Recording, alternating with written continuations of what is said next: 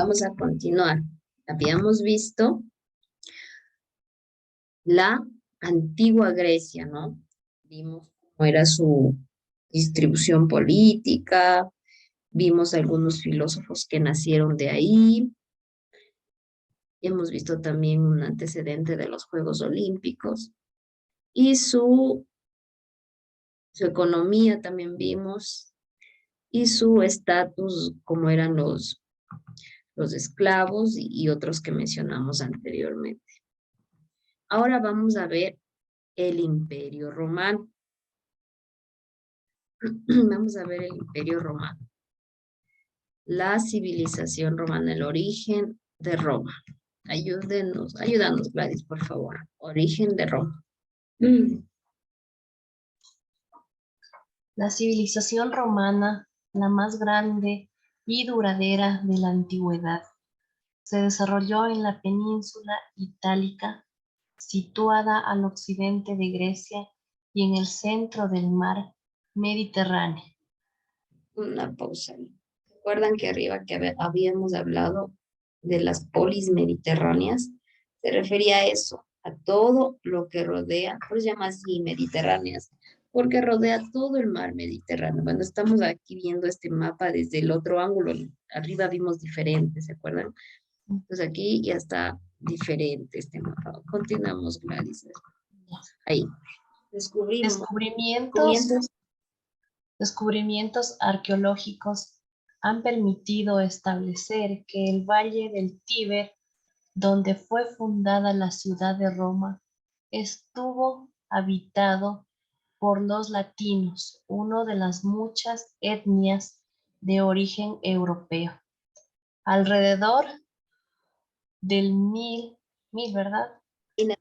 Antes de Cristo, los etruscos conquistaron a los latinos e instauraron en toda el área una monarquía gobernada por un rey y por un senado. Comercializaban hierro y cobre y se expandieron por todo el Mediterráneo. Fundaron varias ciudades a las que urbanizaron y amurallaron, haciendo de ellas importantes urbes. Conquistaron otros territorios que se constituyeron en ciudades-estado. El rey concretaba todos los poderes. Los invasores etruscos y sus descendientes constituían la nobleza, en tanto que el resto de la población vivían en servidumbre. La principal actividad económica era la agricultura, que prosperaba en las tierras fértiles debido a las importantes obras de desecación de los pantanos que se habían realizado. Las mujeres participaban en la vida pública con un estatus similar al de los hombres. Gracias, Gladys. El origen de Roma, ¿no? Gladys nos había leído, nos había comentado que después de que los etruscos conquistaron estos espacios y cada vez los fueron amurallando. ¿Y qué pasaba? Que cuando les amurallaban, se iban haciendo cada vez importantes espacios, importantes urbes, y así se fueron construyendo las ciudades. Entonces así fue como Roma apareció a través de estas pequeñas conquistas que fueron amurallando.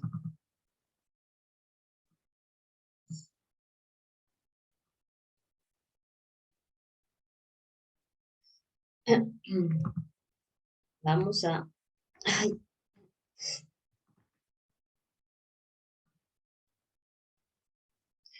ay, a leer estas etapas en las que pasó Roma. Comicios centuriados. Vamos con Yasmín, ya le hago más grande. Yasmín. Gracias, Lice. A ver ahí. Comicios Centuriados. centuriados. Los comicios centuriados o asambleas populares tenían su origen en la asamblea curiata de la monarquía. Los ciudadanos se reunían para votar algunas leyes, además de elegir a los magistrados. Gracias, Yasmin. Los comicios centuriados eran aquellas asambleas populares en las cuales se reunían para elegir a los nuevos, para elegir y para hacer leyes en aquella época. Vamos con el Senado. Esmeralda, vamos con el Senado. Fue el verdadero depositario del poder. Estaba integrado por 300 ciudadanos que representaban a las familias patricias y eran elegidos por votación en los comicios centuriados. Toda ley tenía que ser aprobada allí y tenía competencia sobre todos los asuntos de la ciudad. La administración interna, la religión, las relaciones exteriores y las finanzas. Incluso era el Senado el encargado de controlar el trabajo de los magistrados. ¿Qué es esta parte, no? En sí, el que leímos arriba de los comicios centuriados y ahora el Senado, son aquellas organizaciones que se fueron realizando con el fin de establecer nuevas leyes, de establecer nuevos magistrados y de controlar aquello de la administración interna. Vamos ahora con los magistrados. Gladys, por favor. Listo. Magistrados. Los magistrados se encargaban del gobierno en sus diferentes aspectos durante un tiempo limitado. Eran elegidos por los comicios centuriados. Las magistraturas eran una organización corporativa que evitaba el abuso del poder, ya que habría la posibilidad de vetar a sus colegas. Los magistrados estaban subordinados al Senado, lo que evitaba la concentración del poder político. Gracias, Gladys. Estas tres partecitas, podemos ponerles igual está. Los comicios centuriados, el Senado y los magistrados eran una forma de organización política de aquel entonces. Cada uno tenía su propia responsabilidad. Por ejemplo, los comicios centuriados eran los encargados de elegir a sus mandatarios y establecer las leyes. El Senado, en cambio, se regía a una administración, a relaciones, a finanzas. Y el magistrado era aquel que tenía la posibilidad de vetar a sus colegas, duraban durante un tiempo. A ver, ¿cómo lo pondríamos ahora actualmente, no? Los comicios centuriados seríamos nosotros el pueblo, porque nosotros los elegimos, ¿verdad? El Senado se envía como la asamblea. Estoy hablando a comparación ahora en la actualidad, ¿no? Y el magistrado sería como el presidente. ¿Por qué? Porque el presidente en sí no puede hacer lo que él desea sin pasar por la aprobación de la asamblea, y eso es lo que pasaba en esa época. El magistrado estaba subordinado del Senado y los los comicios centuriados éramos en sí el pueblo, el que ponía, el que elegía a aquellos mandatarios, ¿de acuerdo? Más o menos haciendo referencia a lo que es ahora en la actualidad. También se daba en Roma. Ahora, ¿cómo se establecía la sociedad romana según las diferentes clases sociales? ¿Se acuerdan cómo era en Grecia? También estaban los esclavos, los Fueron los nombres. Bueno, igual eran tres, ¿no? Aquí tenemos a los patricios. En la punta de la pirámide tenemos a los patricios y a los plebeyos. ¿Quiénes eran los patricios? Eran aquellos terratenientes nobles que desempeñaban cargos políticos, públicos y militares. Y los plebeyos eran un grupo numeroso que no tenían los mismos derechos que los patricios, no tenían propiedades ni participaban en las políticas, pero era un grupo numeroso. En la mitad de la pirámide tenemos a los clientes, quienes se trataban de ciudadanos que dependían de su familia para sobrevivir. Recibían protección, ganado y tierras de su patrón a cambio de producción agrícola, ayuda militar y voto en la asamblea. Y como siempre, al último, están los esclavos. No se los consideraba personas, sino bienes que eran comprados y vendidos.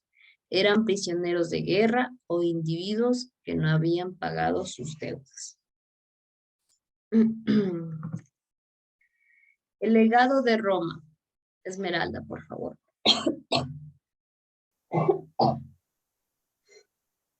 Momento más importante durante la República y las leyes que rigen las relaciones entre los ciudadanos, contenidas en las 12 tablas, son el fundamento de la legislación civil en América Latina y parte de Europa.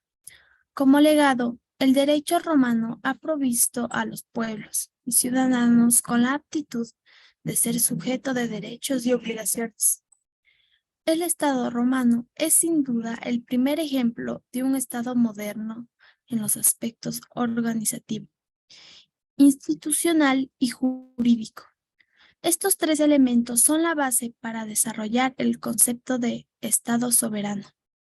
También se debe considerar la importancia que ha tenido el latín como herencia cultural, a pesar de que en la actualidad es considerado una lengua muerta. Es la base de las lenguas romance, francés, italiano, español, rumano, etc. Gracias, Esmeralda. Es todo aquello que que el legado de Roma nos deja. Nos deja una ley que fue la pionera para que así después de los tiempos se vaya desplegando en lo que ahora son las leyes, ¿no? Las 12 tablas fue una de ellas. Y lo que más nos pudo dejar en herencia, se podría decir, son los aspectos organizativos, institucional y jurídico que hace que se llame un Estado soberano.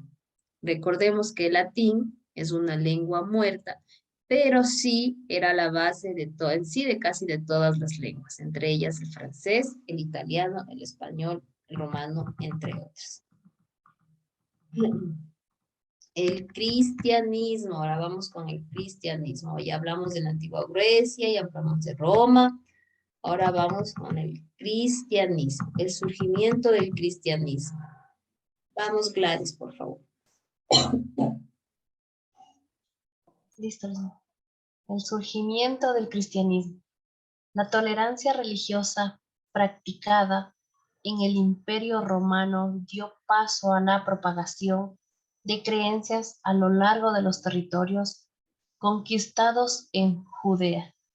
Nació el cristianismo y sus orígenes datan de la Roma gobernada por el emperador Augusto en el momento en que nació Jesús de Nazaret. En la aldea de Belén, el nacimiento de Jesús marcó el inicio de la era cristiana. Cuando surgió el cristianismo, se pensó que se trataba de una secta judía,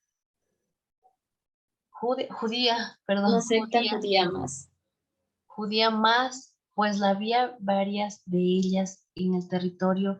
Los judíos de ese entonces eran conocidos como grandes rebeldes políticos. Por esta razón, no se miraba con indiferencia, sino más bien con temor a cualquier tipo de acción que proviniera de los habitantes de Judea. Poco a poco, los movimientos cristianos ganaron Adeptos. adeptos Estos no no judíos. judíos, y quedó claro que se trataba de una nueva religión. La rápida difusión fue favorecida por las profundas desigualdades sociales del imperio y tuvo especial acogida entre los pobres. Gracias, Gladys. Entonces podemos deducir que, que el cristianismo nace o empieza o surge con la llegada de Jesús, la llegada de Jesús, ya que cuando éste nació,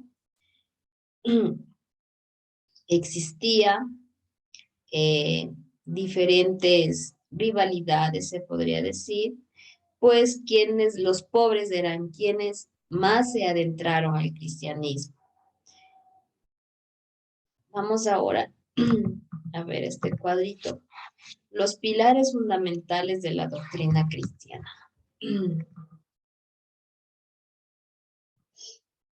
El monoteísmo, la universalidad de Dios y el amor como base de la religión.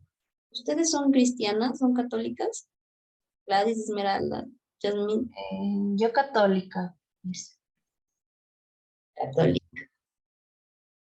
Esmeralda, ¿tú? No soy de ninguna religión. No eres de ninguna religión específica, pero Ujú.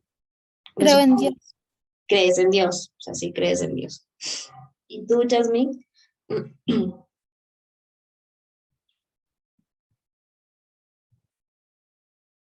¿Quién fue Jasmine? Bueno, en base a eso, ya sabemos cómo nacen, sí, todas aquellas partes del cristianismo, ¿no? El monoteísmo, vamos a leer del monoteísmo. A diferencia de las religiones, existen hasta el momento el cristianismo, a diferencia de las religiones existentes hasta el momento, el cristianismo promulgaba la existencia de un solo Dios. El monoteísmo, mono, uno. Universalidad de Dios.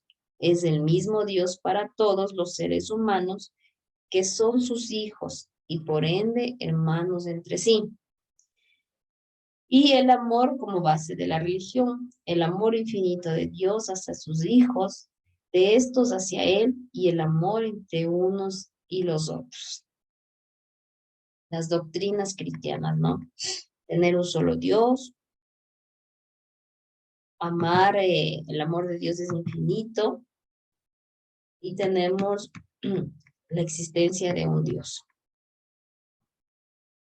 En vista de la gran acogida que tuvo el cristianismo, este se enfrentó a una resistencia enérgica, ya que los romanos la vieron como un peligro para su estabilidad, entre otras cosas, dado que los cristianos se negaron a rendir culto al emperador. El mensaje cristiano atraía poderosamente a los sectores desfavorecidos, pero también fue bien acogido por algunos aristócratas. Su aceptación reflejaba el rechazo de una sociedad cada vez más corroída por la corrupción, la injusticia y la miseria. Para los esclavos, los trabajadores libres, los campesinos y los pobres en general representaban la promesa de alcanzar una vida mejor, aunque sea en la eternidad.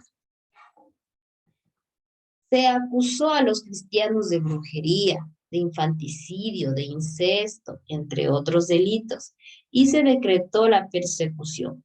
Cuando ocurrió el incendio de Roma en el 64 después de Cristo, se los vio como responsables y empezó la primera de las grandes persecuciones. Al inicio del siglo II, Trajano fue el más blando y ordenó que solo se castigara a aquellos que no hicieran sacrificios a los dioses oficiales del imperio. Tras un periodo de relativa tranquilidad en la segunda mitad del siglo III, empezó una nueva etapa de persecuciones bajo un gobierno de Diocleciano. En esta etapa surgieron numerosos mártires, lo que originó una fuerte solidaridad entre los cristianos y la simpatía de los romanos con este culto. En el año 313, el emperador Constantino concedió a los cristianos la libertad de culto. El cristianismo y la civilización occidental. Ayúdame, Esmeralda, por favor, con la lectura.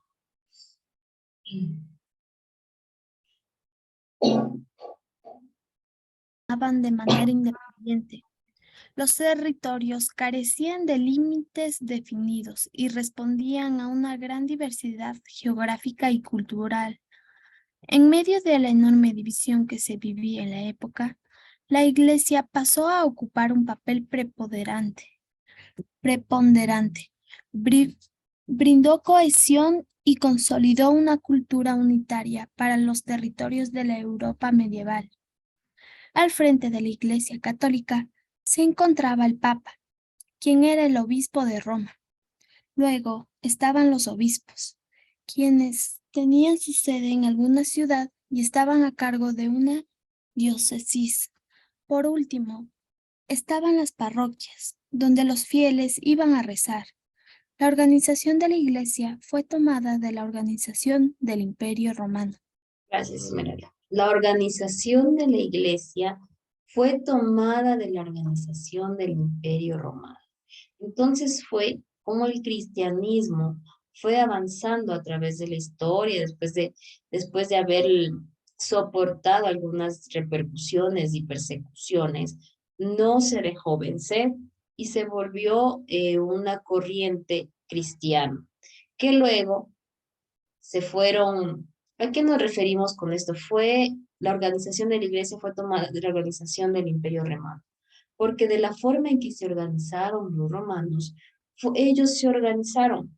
Entre ellos, en la punta estaba el Papa, luego los obispos, luego las personas que estaban a cargo de las diócesis, y esto se fue incrementando se fue esparciendo en territorio y en cultura, llegando así incluso hasta las parroquias.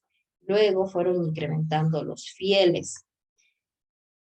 Y así se fue como ahora toma fuerza el cristianismo. Y eso que antes, hace algunos años atrás, el cristianismo, la religión, era más fuerte, incluso aquí en Ecuador, en las primeras civilizaciones, cuando se implantó la iglesia, en la época de Eloy Alfaro, más o menos, en la época de Eloy Alfaro, la iglesia tenía un poder fuerte y justamente es la iglesia, junto con los opositores, quienes hacen que toda esa barbaridad que le pasó a Eloy Alfaro, fueron ellos quienes se hizo posible que esto pase, ¿no? Entonces, la iglesia a través del el cristianismo, la iglesia a través de los años fue cogiendo cada vez más fuerte. Vamos, la organización eclesiástica. Yasmín, dame un segundito. Yasmín, la organización eclesiástica. Ya. Durante el siglo Tres. tercero, Siglo se III. fortaleció la organización eclesiástica en todo el Imperio Romano. Las primeras comunidades cristianas se reunían en la casa de algún fiel donde recibían a los nuevos convertidores y los bautizaban. En aquellas reuniones también se celebraba la Eucaristía, que consistía en repetir las acciones y palabras de Jesucristo durante la última cena con sus apóstoles. Con el crecimiento del número de cristianos, las comunidades cristianas vieron la necesidad de una organización y con ese objetivo utilizaron la estructura administrativa del Imperio Romano.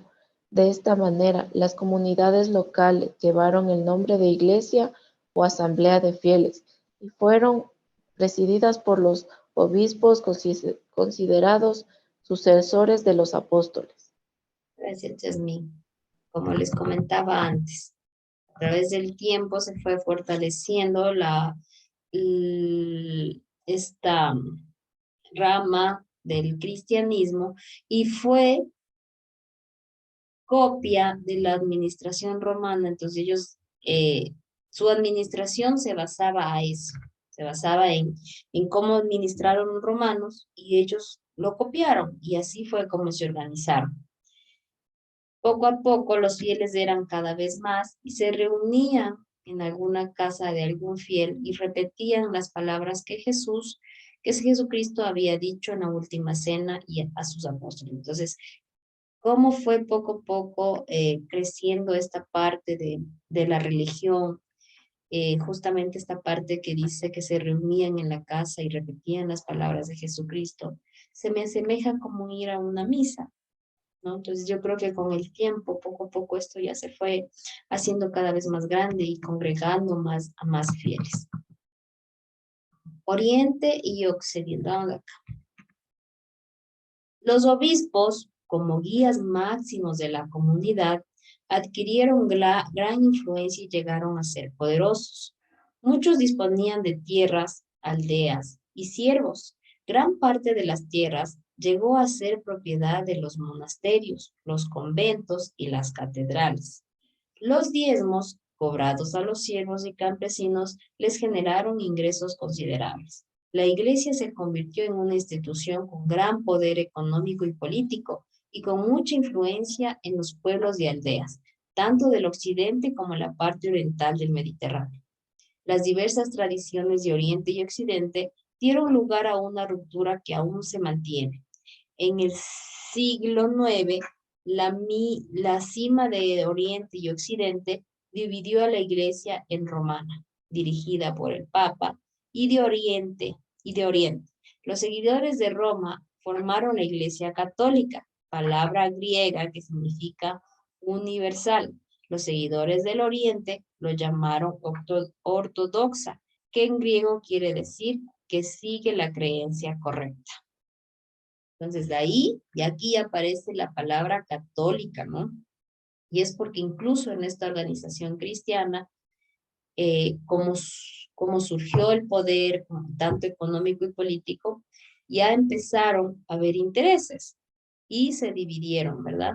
Vamos ahora a la Iglesia Católica, cultura y poder. Ayúdame, Esmeralda, por favor.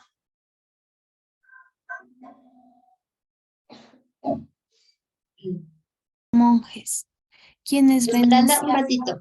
Repite, por favor, porque siempre la primera palabra, las primeras palabras se te corta. Primero abre el micrófono y de ahí continúas.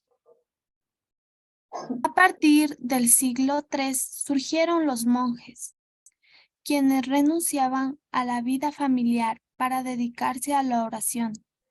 Desde Palestina hasta los bosques de Irlanda se establecieron monasterios, algunos muy grandes, con talleres, almacenes, tierras y todo lo necesario para la comunidad. Los monasterios terminaron convirtiéndose en los centros espirituales, económicos y culturales de la región donde se encontraban. Los monjes copiaron y difundieron muchas de las obras de los sabios griegos y romanos y formaron escuelas de enseñanza. Durante la Edad Media, la educación estuvo en manos de la Iglesia y en el mundo occidental, a partir de ese tiempo, educación y religión han estado muy unidas. La Iglesia alcanzó un inmenso poder que trascendió el ámbito religioso. En ese entonces, era imposible cuestionar los dogmas de la fe, verdades consideradas como reveladas y que no admitían crítica ni posibilidad de prueba. El derecho a la libre expresión fue coartado, a tal punto que muchos que se atrevieron a ejercerlo terminaron condenados por el Tribunal de la Inquisición. Miren cómo poco a poco la iglesia fue tomando poder. Y un poder extremadamente importante en la Edad Media, ¿no? La iglesia tuvo mucho, mucho poder en el pasado, que en ese entonces la educación y la religión eran muy unidas. Ustedes, no sé, por ejemplo, Gladys, cuando era niña, yo recuerdo, lo hablo de forma personal, ¿no? Había muchas escuelas católicas, muchas escuelas católicas. Ahora es que hay escuelas particulares no católicas, pero anteriormente sí. Gladys capaz no me dejará mentir que eso es verdad. Sí, licenciada, incluso donde yo era de Loja, donde yo estudié al principio, recién recuerdo cuando yo recién inicié, era en una iglesia. Era en una escuela de, Ajá, por de ejemplo, la iglesia. yo estuve cuando inicié la primaria, yo estuve en una escuela, en sí no era, ¿cómo les digo? No, no eran, las monjitas no eran mis profesoras, pero era justo al frente de la iglesia y recuerdo que todos los jueves nos obligaban a ir a misa, todos los jueves, ¿no? Y una materia era la religión. Ujú. La religión era una materia, religión. De ahí también viví un tiempo en Ibarra, ya cuando empecé el colegio, y también vuelta, ya estuve en un colegio de hermanitas. Igual me obligaban a asistir a misa y en sí me obligaron eh, a hacer la primera comunión, la confirmación, porque no te dejaban matricularte si no tenías hecho eso. En esas instituciones no te dejaban seguir al siguiente año si no cumplías con como con estas leyes, ¿no? Entonces, ahora, y lo hablo de forma personal, ¿no? Con mi hija, muy pocas escuelas ya, muy pocas escuelitas cristianas en sí, cristianas o católicas, ¿no? Por ejemplo, ahora mi hija estudia en un colegio particular que no tiene nada que ver con la religión, o sea, ni siquiera les incitan, ni siquiera les mencionan algo relacionado a eso, ¿no? Pero todavía sí, por ahí hay una, dos, que tres escuelitas relacionadas a la iglesia, ¿no? Aquí en Quito poco. En Ibarra un poquito más, en la provincia de Imbabura un poquito más hay escuelas católicas, de hermanas, de monjitas, de curas, que sí les obligan todavía, ya les obligan a hacer esto de la primera comunión, que tienen que estar bautizados hasta para matricular en el colegio, tienen que estar bautizados, sus hijos tienen que estar bautizados, ¿no? Pero esto ya corresponde más a las corrientes religiosas, cristianas, pero qué poder tenía la iglesia en aquellos entonces, ¿no? Arquitectura cristiana. La basílica fue la construcción más importante en el escenario europeo del siglo III, cuando el cristianismo empezó a dominar todas las esferas del Imperio Romano. Antes de ello, el arte arquitectónico cristiano se expresó en el ámbito privado, en concreto en las casas de las familias de clase sanatoria. Por ejemplo, fue la casa de San Martín del Monte en Roma. Posteriormente se eligieron los primeros cementerios cristianos y las catatumbas. Así se constata en la arquitectura cristiana una evolución que llevó desde lo privado hacia lo público. ¿Qué poder empezó a tener la iglesia y el cristianismo, no? Que tienen su propio lugar, porque hay iglesias de su propio templo, tienen su propia administración. Hablamos del Papa, de los obispos, tienen igual así en forma de pirámide, ¿no? El Papa está a la cabeza, de ahí siguen los obispos y de ahí siguen los sacerdotes, y cómo también se forman por escuelas, o sea, hablando fríamente, eh, el cristianismo y todo lo que en ello desembocó todavía tiene fuerza. Recordemos que ya en Roma está la, la, pues, y la iglesia principal de que todo esto de que estamos hablando, igual tienen escuelas, no tienen escuelas, tienen sus propios lugares. Chicas, hasta ahí nos vamos a quedar, ¿sí? Sí va a haber tarea de esto. Nos conectamos a las 6 en punto nos conectamos, ¿ya? Voy a tomar agüita. Nos conectamos.